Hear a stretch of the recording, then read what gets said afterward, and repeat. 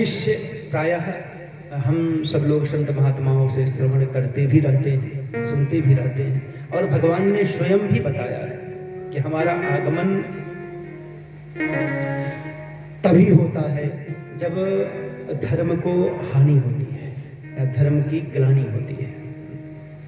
गीता में स्वयं भगवान ने लिखा है, यदा यदा हि धर्मस्य ग्लानिर्भवति भारत अभ्युत्थानम् अधर्मस्य तदात्मानं सृजाम्यहं परित्राणाय साधूनां विनाशाय च दुष्कृतां धर्म संस्थापनार्थाय संभवामि युगे युगे। भगवान कृष्ण कहते हैं कि प्रत्येक युग में मैं उत्पन्न होता हूं। तो भगवान के उत्पन्न होने का कारण क्या है, हेतु क्या है? तो भगवान स्वयं कहते हैं कि जब धर्म की हानि होती है। धर्म कभी नष्ट नहीं होता है, क्योंकि धर्म तो भगवान ब्रह्मा जी का अंश ही है। भगवान ब्रह्मा ने जब सृष्टि की संरचना की तो अपने शरीर से ही धर्म को उत्पन्न किया, और धर्म तो भगवान नारायण के अवतार के रूप में भी उसकी चर्चा की जाती है। इसलिए तो वाल्मीकि भगवान ने यहां तक कहा कि रामो विग्रहवान धर्मः साधु सत्य पराक्रमः।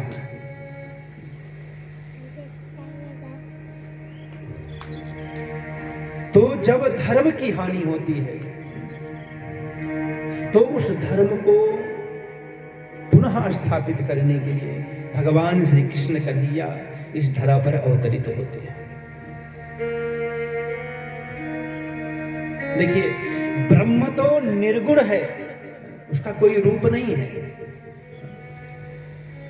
जगन नियंता निर्गुण ब्रह्म है, लेकिन जब इस धरा का सर्जन वह करना चाहता है तो उसे सगुण रूप में आना पड़ता है। वह सगुण गुण को लेता है, गुण को धारण करता है। लेकिन जब तक गुण को धारण नहीं करता है तब तक वह ब्रह्म निर्गुण ही कहलाता है।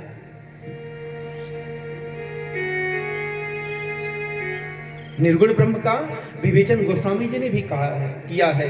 बिनु पग चलई सुनई बिनु काना, कर बिनु कर्म करई विधि नाना, आनन रहित सदा सकल रस भोगी, बिनु वाणी वक्ता बड़ जोगी। वेद भगवान भी कहते हैं, तदे जत तन्ने जत तद्दूरे तदवंत की। वो जो ब्रह्म है, विराट स्वरूप है, वह जो निर्गुण रूप में सर्वत्र विद्यमान है। ईशावास्यमिदं सर्वं यत् किंचित जगत्याम जगत तेन त्यक्तेन भुंजीथा मा गृथः कस्य शुद्धनम्। वो ब्रह्म, उसको इस संसार में जब शरीर को धारण करने की आवश्यकता पड़ती है, और उसका मूल कारण क्या है, धर्म को स्थापित करना, तो कहा वह तो ब्रह्म है ही। पूर्णमदः पूर्णमिदं पूर्णात् पूर्णमुदच्यते। तो वह ब्रह्म इस धरा पर आता है।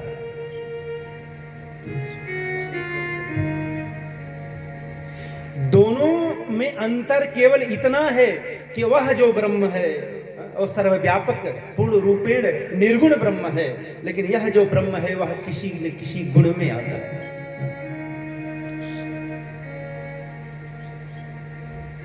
संत लोग, महात्मा लोग कहते हैं कि वह ब्रह्म जब इस धरा पर अवतरित होता है तो वह सगुण ब्रह्म कहलाता है।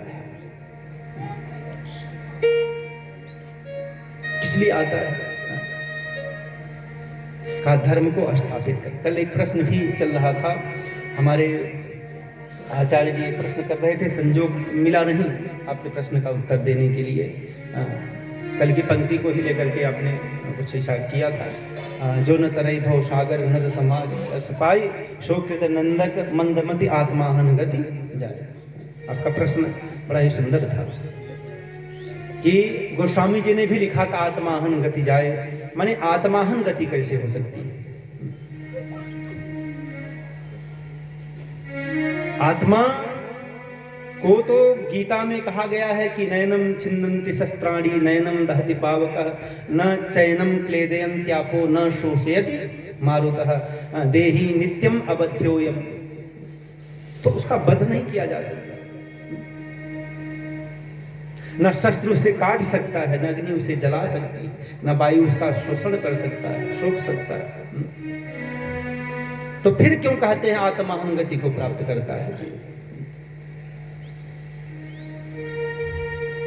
और वेद भगवान भी कहते हैं उपनिषद में कि असुरिया नाम ते लोका अंधेन तमसावृता तांस्ते प्रेत्याभिगच्छन्ति एके चात्महनो जना। जो आत्माहन गति को प्राप्त होते हैं वे मर करके असुरिया नामक लोक में जाते हैं। तो आत्माहन गति क्या है? आत्मा को मारना। आत्माहन का मतलब होता है आत्मा को मार देना, नष्ट कर देना। आत्मा तो नष्ट होती नहीं है, तो फिर आत्माहन गति क्यों?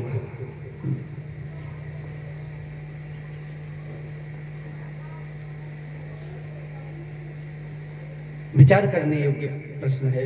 और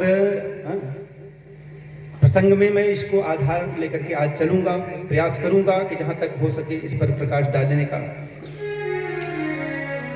तो मैं एक आग्रह करूं आप सब लोगों से कि देखिए, धर्म जो होता है वो कभी नष्ट नहीं हो सकता, लेकिन हानि होती है धर्म की।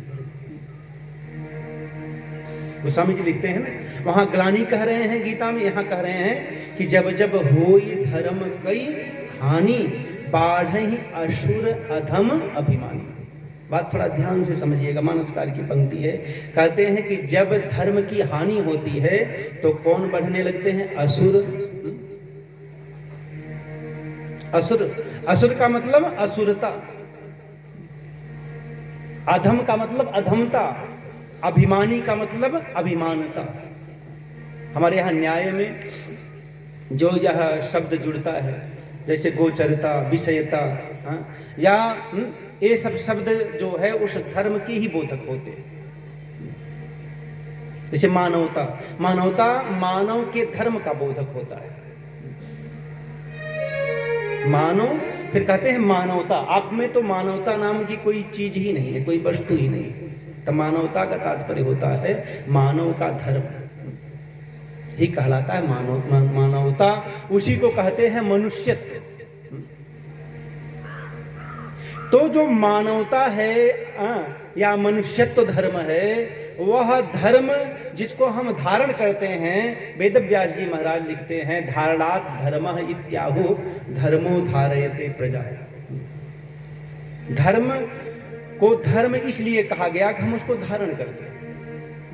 जैसे कभी कभी होता नहीं है कि कोई मनुष्य होते हुए हम कहते हैं अरे एक पशु के समान, कभी कभी कहते हैं।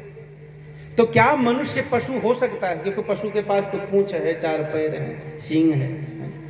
तो पशु कह देने से क्या उसके पास 2 सींग हो जाती है, पूंछ हो जाती है, 4 पैर हो जाते हैं? नहीं। पशु का जो गुण है पशुत्व, उस गुण का आक्षेप उस मनुष्य पर किया जाता है। जो मनुष्य अपने मनुष्यत्व धर्म से विलग होकर के पशुत्व धर्म को धारण कर लेता है, वह कहलाता है पशु। मानव होते हुए 2 हाथ पैर को धारण करने वाला होता हुआ भी मनुष्य पशु कहलाता है, यदि उसमें पशुत्व धर्म रहता है, पशुता जिसे कहते हैं। गांव घर में भी शब्द प्रयोग किया जाता है। गधे हो क्या? तो कोई गधा थोड़ी हो जाता है। बैल हो क्या? कोई बैल नहीं हो जाता है। लेकिन बैल कहने से उस व्यक्ति में जड़त्व का आक्षेप किया जाता है कि इसकी बुद्धि में जड़ता है, इसलिए कहते हैं बैल है। तो गोस्वामी जी कहते हैं कि जब जब होई धर्म कई हानि, बाढ़ई असुर अधम अभिमानी। असुर अधम अभिमान का मतलब ये होता है कि जब धर्म थोड़ा न्यून होता है तो असुरता और अधमता और अभिमानता, यह जो धर्म है यह बढ़ने लगता है। एक तराजू ले लीजिए, एक तरफ धर्म रखिए, एक तरफ असुरता, अधमता, अभिमानता रखिए। यदि असुरता, अभिमानता और अधमता बढ़ेगी, उसका तत्व अधिक होगा, तो स्वाभाविक है कि धर्म हल्का पड़ेगा। इसका मतलब नहीं धर्म समाप्त हो गया। धर्म थोड़ा सा न्यून हो गया, थोड़ी उसकी मात्रा कम हो गई, और भगवान क्या करते हैं? आ करके इस धरा पर उस असुरता को, अधमता को, अभिमानता को नष्ट कर देते हैं। और जैसे नष्ट करते हैं वैसे पलड़ा धर्म का भारी हो जाता है। मेरे भाई बहन, न कभी धर्म नष्ट होता है और न ही कभी असुरता, अधमता और अभिमानता नष्ट होती है। रहते दोनों हैं, लेकिन जब बैलेंस बराबर बना रहता है तो संसार अच्छी तरह से चलता है। जिसकी अधिकता हुई उसका प्रभाव अधिक होने लगता है, और जिसका प्रभाव अधिक होने लगता है तो आप जानते हैं अति सर्वत्र वर्जयेत्। शास्त्रकार कहते हैं जहां भी जो गुण अधिक हो जाता है वह गुण न होकर के दोष बन जाता है। वह गुण भी गुण न होकर के दोष बन जाता है। उदाहरण दिया है, अति रूपेण वै सीता, अति गर्वेण रावण, अति दानात् बलिर्बद्ध, अति सर्वत्र वर्जयेत्। अति कहीं भी हो मेरे भाई बहन। अत्यधिक मीठा गन्ना होता है, वह मिठाई उसका मधुरपन या उसकी मधुरता उस गन्ने का सबसे बड़ा शत्रु बन जाता है। अत्यधिक सुगंध चंदन में होती है, वह चंदन का जो गुण है सुगंधता, वह गुण ही चंदन का सबसे बड़ा शत्रु बन जाता है।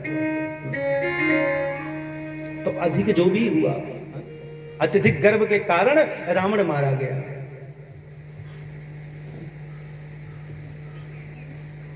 अत्यधिक सुंदरता के कारण सियाजू माता का रावण ने हरण कर लिया। अति रूपेण वै सीता।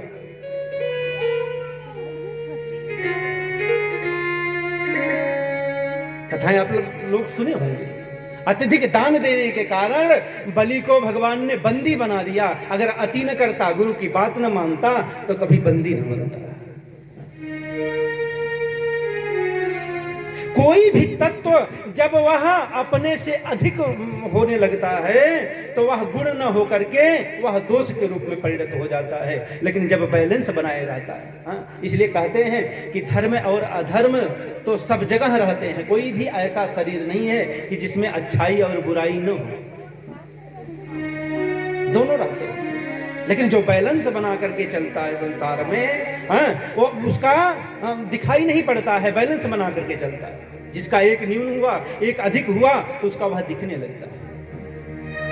किसी में धर्म अधिक हो जाता है, बुराइयां कम हो जाती हैं, तो इसलिए वह धार्मिक कहलाता है। किसी में धर्म कम हो जाता है, बुराइयां अधिक हो जाती है, उसको लोग कहते हैं अरे पापी जा रहा है, कुकर्मी जा रहा है, दुष्ट जा रहा है, सठ जा रहा है। इसका मतलब नहीं धर्म वहां से हट गया है, लेकिन बैलेंस उसका बिगड़ गया है, इसलिए उसकी अधिकता हो गई है। मेरे कहने का तात्पर्य है, आत्मा सबके अंदर, आत्मा मरती नहीं है, ना कोई आत्मा को मार सकता है। लेकिन अगर आत्मा को व्यक्ति पुष्ट न करके अपुष्ट करता है, तो वह उसका जो प्रभाव है धीरे धीरे न्यून होता है। गोस्वामी जी वही कहते हैं कि जेन तरय भवसागर नर समाज अस पाई।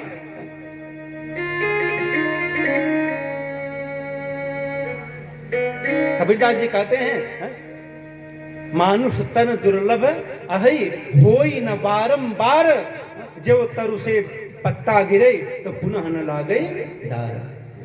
ये मनुष्य तन बड़ा दुर्लभ है, बार बार नहीं मिलता है। एक बार मिल गया, जैसे पत्ते से वृक्ष से पत्ता टूट गया, तो फिर पुनः वह पत्ता उस वृक्ष पर नहीं जुड़ सकता है।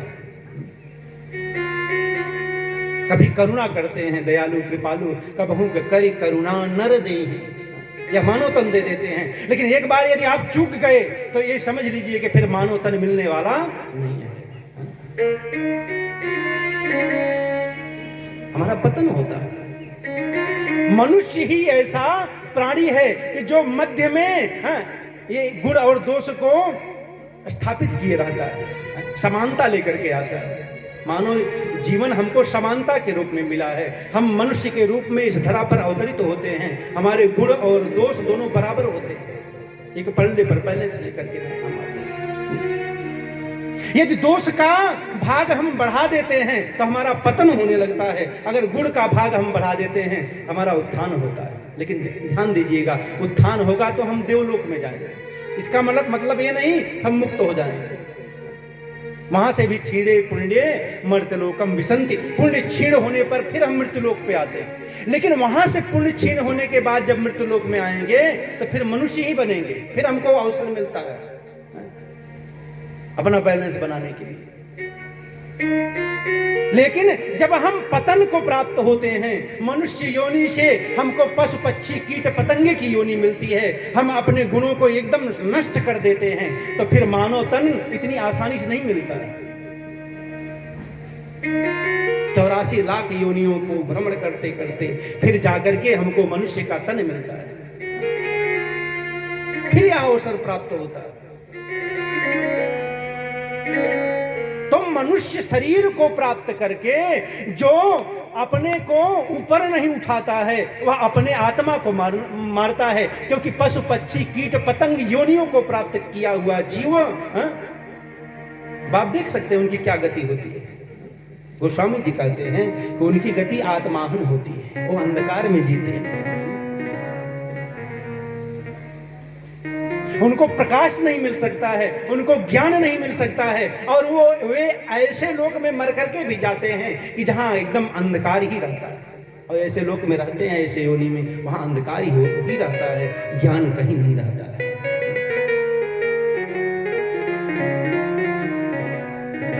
और जो सत्संग रूपी गंगा से अपने अंतःकरण के मल को धो करके अपनी आत्मा को पुष्ट करते हैं, और योग वासिष्ठ महारामायण में वशिष्ठ जी कहते हैं, हे राम, वे कभी, उनका कभी पतन नहीं होता है।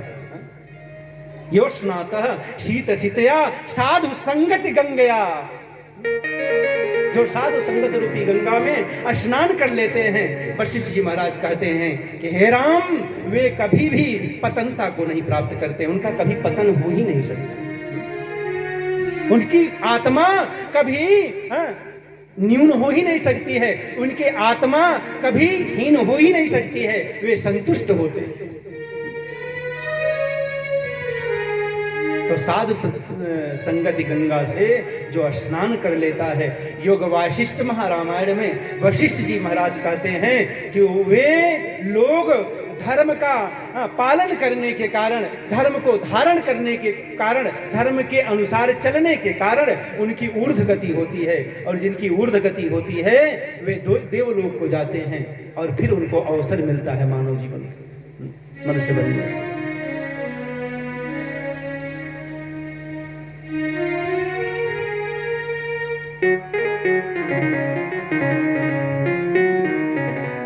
संत महात्मा लोग कहते हैं कि जब भी अवसर मिले तो हम अपने आत्मा को पुष्ट करें। और आत्मा कैसे पुष्ट होती है मेरे भाई बहन? भगवान के कीर्तन से, भगवान के भजन से, भगवान के कथामृत के रसास्वादन से, भगवान का ध्यान करने से, भगवान की पूजा करने से। कई उपाय हैं, आगे चल करके प्रसंग आएगा। भगवान को 9 तरह से पुष्ट किया जा सकता है, अपनी आत्मा को 9 तरह से पुष्ट किया जा सकता है, और भक्ति के 9 भेद हैं। 9 भेद भक्ति के। श्रवणम कीर्तनम विष्णु, श्रवणम कीर्तनम विष्णु, और स्मरणम पाद सेवनम, स्मरण पाद सेवनम।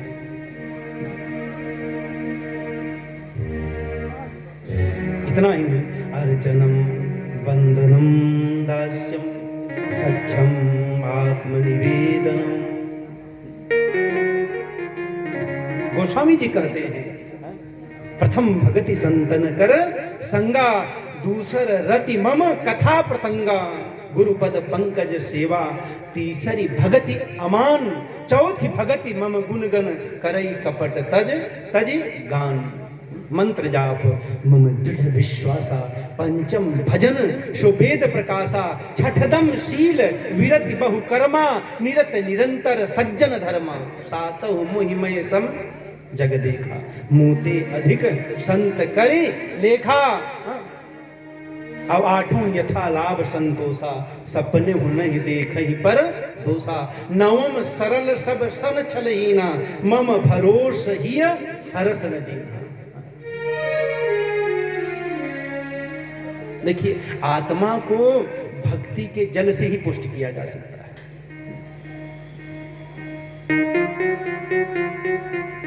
संतों ने जिज्ञासा की पूज्यपाद गोस्वामी तुलसीदास जी महाराज से कि महाराज, बाहर का मैल मल तो हम स्नान करके छुड़ा लेते हैं, लेकिन आंतरिक मल कैसे जाता है? अंदर जो मल लगा हुआ है, अंतःकरण में ही रहने वाली आत्मा, और अंतःकरण में मल भी लगा है, तो वह आत्मा को वह मल क्या करता है? कहा को उसको अपकर्षित करता है, न्यून बनाता है उस आत्मा को। तो गोस्वामी जी ने सीधा सीधा निराकरण किया है उसका कि प्रेम भगति जल बिनु रघुराई, अभ्यंतर मल कब हो न जाई। प्रेम और भक्ति के जल से ही अंतःकरण के मल को हटाया जा सकता है, और जिसका अंतःकरण का मल हट गया उसका अंतःकरण स्वच्छ हो जाता है, पवित्र हो जाता है, और ऐसे पवित्र अंतःकरण में भगवान का आगमन होता है।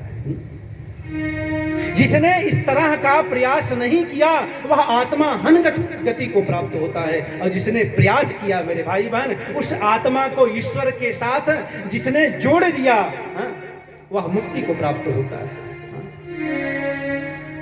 क्योंकि जीव और शिव, मैं उस दिन भी चर्चा कर रहा था, द्वा सुपर्णा सयुजा सखाया, वेद भगवान कहते हैं। हम तो एक माध्यम है, जीव और शिव को एक में जोड़ने का, आत्मा और परमात्मा का संबंध बनाने के हम माध्यम हैं। और जो अपना संबंध जोड़ देता है वह आत्मा हनगति को नहीं प्राप्त करता है। जो संबंध ना जोड़ करके ईश्वर से अपनी आत्मा को इन सांसारिक विषय भोग विलासों में आसक्त होकर के उस आत्मा को न्यून करता है, उस आत्मा को गंदा करता है, उस आत्मा को अपकर्षित करता है, वह आत्माहन गति को प्राप्त होता है।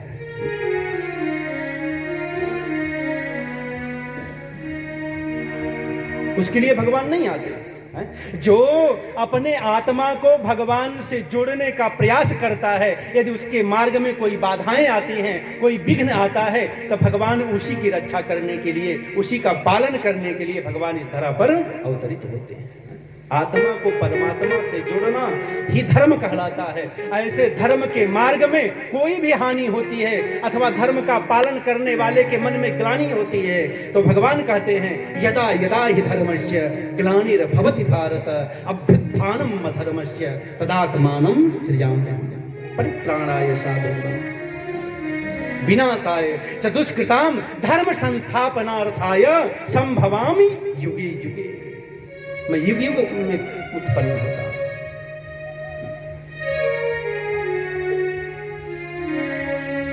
तो भगवान धर्म की रक्षा करने के लिए आते हैं, उनका उद्देश्य यही है। प्रेम भगत, किसी ने कहा ना, व्यापक ब्रह्म निरंजन निर्गुण विगत विनोद सो अज प्रेम भगति बस कौशल्या के गोद।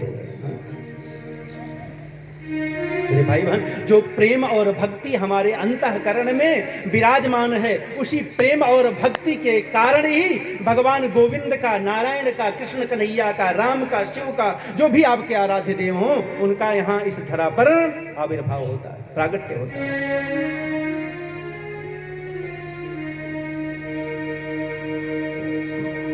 इसलिए मानसकार कहते हैं, जब जब होई धर्म कई हानि बाढ़हि असुर अधम अभिमानी सीधहि विप्रधेनु सुर धरनी करहि अनीति जाई नहीं बरनी तब तब धरि प्रभु विविध शरीरा हरहि कृपा निधि सज्जन पीरा। सज्जनों की पीड़ा को दूर करने के लिए भगवान इस धरा पर अवतरित होते हैं।